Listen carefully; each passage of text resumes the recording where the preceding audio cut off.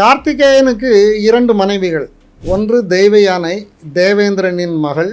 இன்னொன்று வள்ளி. வள்ளி வேட்டுவ தலைவனுடைய மகள். தெய்வ யானை என்பது உயிரணுவின் ஹெட், உயிரணுவின் தலை. உயிரணுவின் தலையில் அனைத்து ஜீன் பேசஸும் அதில் அடக்கப்பட்டிருக்கின்றன. ஆனால்தான் அது இந்திரனின் மகளாக திருமணம் செய்து கொள்வான். ஆனால் இந்திரனின் மகளால் நகர்ந்து போக முடியாது. அதாவது உயிரணுவின் தலை மட்டும் நகர்ந்து செல்ல முடியாது. அதற்காக அதற்கு கூட ஒரு வால் இணைக்கப்பட வேண்டும். அந்த வால் தான் இந்த வள்ளி. வள்ளி என்ற வேட்டுவனின் மகள்.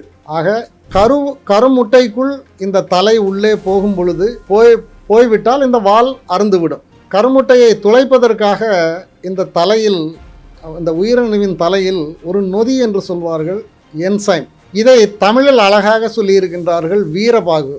கார்த்திகேயன் அந்த போரில் சூரபத்மனை அழிப்பது இந்த வீரபாகுவின் துணை கொண்டுதான் என்று கதை இருக்கிறது. அதாவது கருமுட்டையை துளைப்பதற்கு வீரபாகுவின் உதவி வேண்டும்.